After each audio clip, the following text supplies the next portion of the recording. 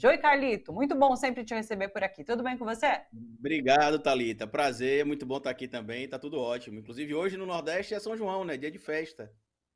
É verdade, que bacana, é mesmo. Dia de muita A data é festa. amanhã, mas Dia de os muita festejos festa, começam hoje, né?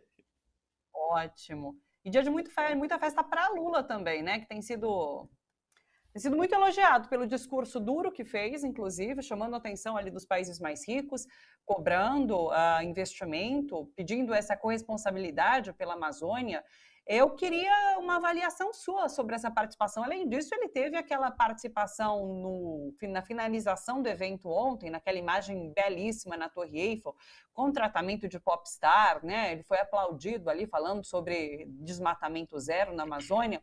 Como que você vê esse posicionamento de Lula e o posicionamento da política externa brasileira nesse momento, né? Quero te ouvir.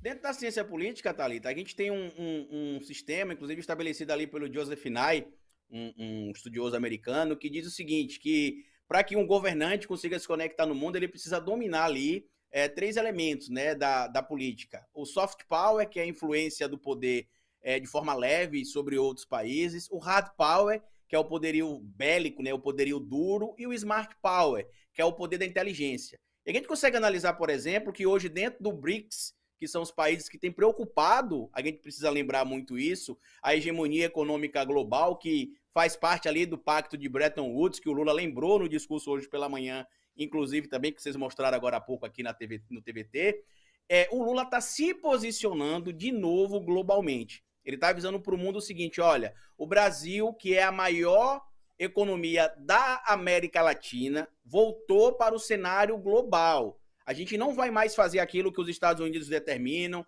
a gente não vai mais seguir aquilo que a União Europeia determina. Nós somos autônomos e temos o comando da nossa região e mais. Estamos dentro de um bloco que é o BRICS, que hoje tem ali 42% da população global, domina mais de 26% do PIB global e está agora, não sei se você está acompanhando, Thalita, mas com o novo Banco de Desenvolvimento, né, o BND, o novo Banco de Desenvolvimento, que inclusive a Dilma está presidindo ali, que é o Banco do BRICS, eles têm aceitado agora, eles têm pedidos, na verdade, para ingresso de outros países. A gente sabe que os cabeças do BRICS são Brasil, Rússia, Índia, e desde China, e desde 2006, desde 2010, perdão, a África do Sul, né, por isso que tem o S da África do Sul, eles têm tido pedidos ali de outros países para ingressar no BRICS. Irã, Egito, Marrocos, Arábia Saudita, Argentina, Colômbia. Então, isso vai fazer com que o Brasil se torne uma potência global. Por isso que o discurso do Lula,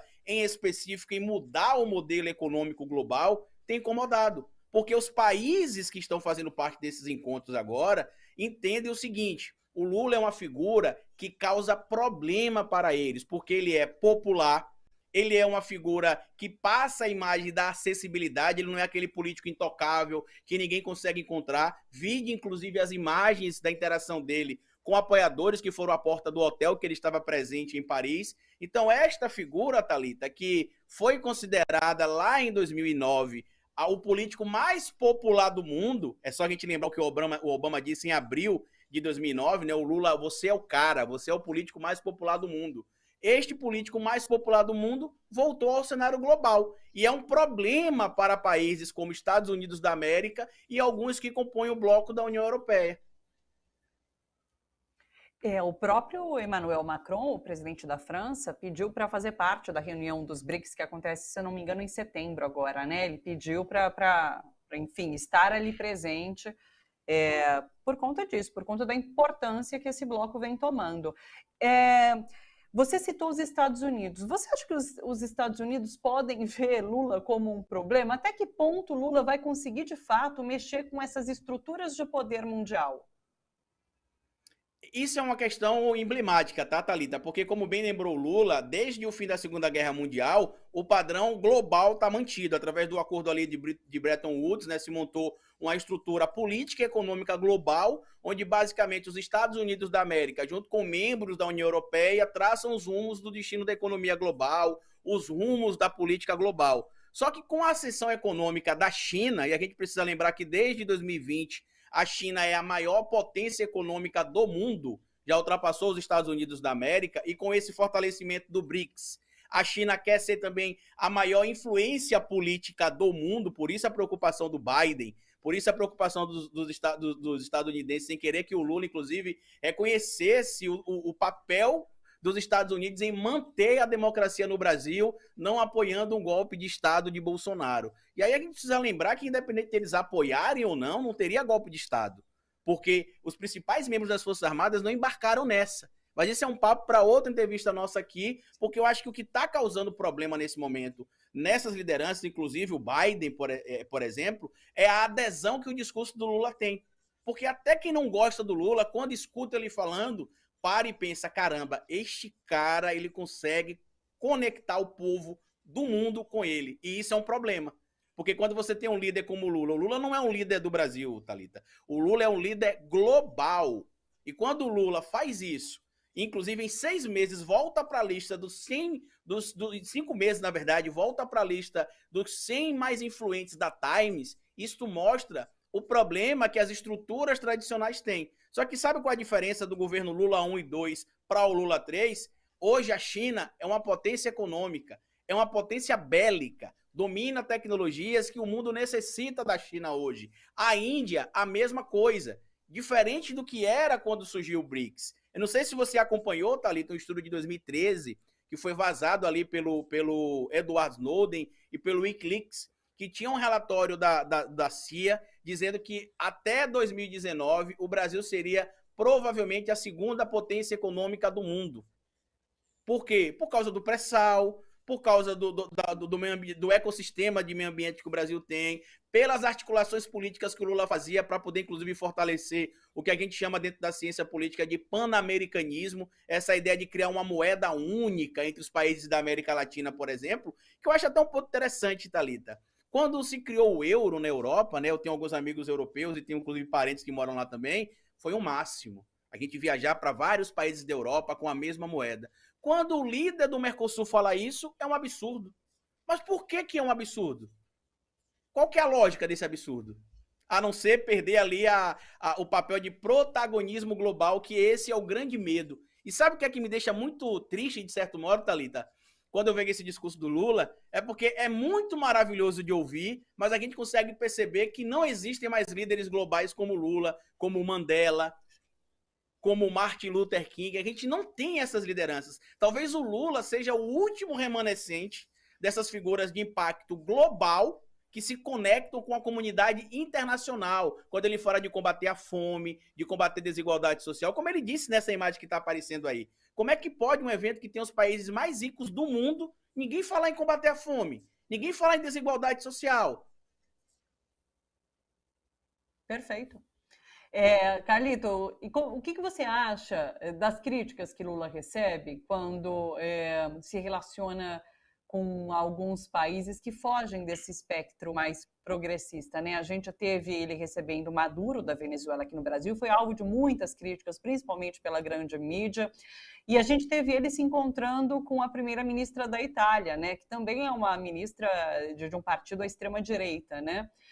Eu li hoje o Jamil Chad no Portal UOL dizendo que há, inclusive, uma avaliação do Itamaraty que não adianta isolar essas lideranças, porque não traz nenhum resultado prático, né, a curto prazo. Então, é melhor estabelecer relações com todos para você conseguir, de repente, mudar estruturas de poder. É sobre isso que a gente está conversando. Como que você avalia isso? A minha pergunta, eu vou até responder você com outra pergunta, né, para os espectadores aí, e eu sei que a audiência aqui é diversificada, tem gente de campos ideológicos diferentes que acompanha a TVT, já que em alguns estados ela tem a conexão na TV aberta.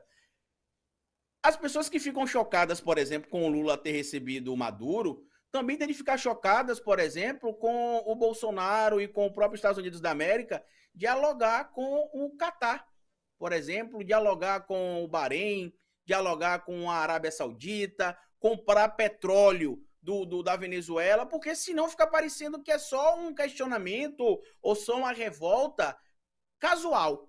Porque a gente precisa lembrar uma coisa importante, Thalita. Existe uma coisa em cada um desses países que chama-se soberania nacional. Qual que é a crítica que nós fazemos em relação à interferência estadunidense e de outros países em relação à Venezuela? A Venezuela tem problema, como vários países do mundo têm problema, mas os problemas da Venezuela precisam ser resolvidos dentro da legislação venezuelana, através do povo venezuelano e não através de uma interferência estrangeira.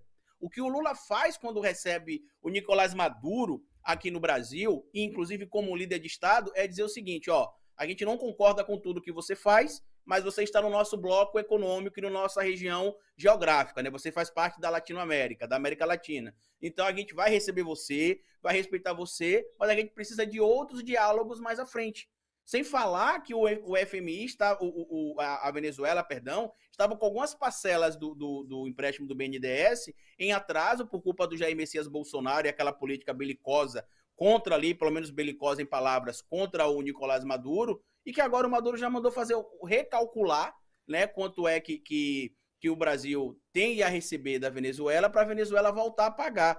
E fazendo um parêntese aqui, Thalita, quando a gente diz que o Maduro está devendo, a Venezuela está devendo ao Brasil, não quer dizer que o Brasil está tomando prejuízo, porque quando o Brasil faz esses financiamentos de empresas nacionais, porque não são empréstimos, né, são fomento, olha a importância do soft power que eu falei no início da nossa entrevista aqui, para importar e exportar mão de obra brasileira para outros lugares, ele está financiando empresa brasileira, ele não está mandando dinheiro para a Venezuela. A contrapartida obrigatória é que uma empresa brasileira execute a obra em território venezuelano. Sabe por que isso acontece, Thalita? Para que empresas internacionais, países que fazem parte de blocos econômicos, enxerguem que o Brasil tem a capacidade de executar obras. Nos Estados Unidos da América, que é o país, inclusive, que mais pegou dinheiro ali em financiamento de obras com o BNDES, na Angola, na Venezuela, na Argentina, em Cuba. Isso são investimentos estratégicos, não se trata meramente de investimentos ideológicos,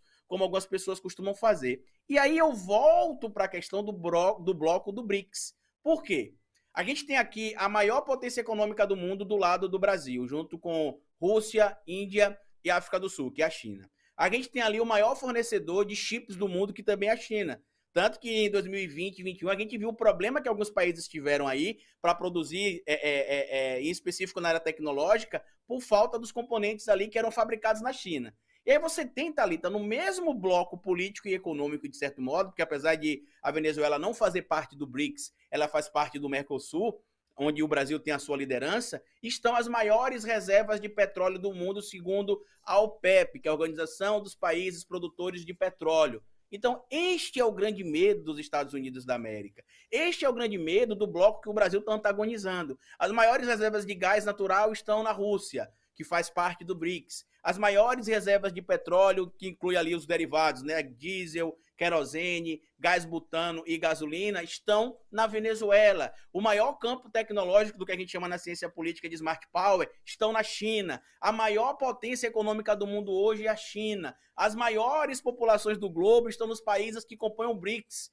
Então imagina se esses grupos se levantam contra a estrutura de 1948, que assinaram o acordo ali em Bretton Woods, e falam, a partir de agora a gente não quer mais fazer o que vocês querem. A gente não quer mais fazer negociação em dólar, a gente quer acabar com a dolarização da comercialização, a gente quer praticar os nossos próprios preços. Primeiro impacto, o dólar vai ser desvalorizado porque vai ser uma moeda com menor circulação global. Segundo, várias sanções que alguns países recebem porque não conseguem comprar dólar, por exemplo, também cairão, porque o dólar não vai mais passar a fazer parte das transações. E é este o grande medo que o Lula causa nos grandes líderes globais atualmente.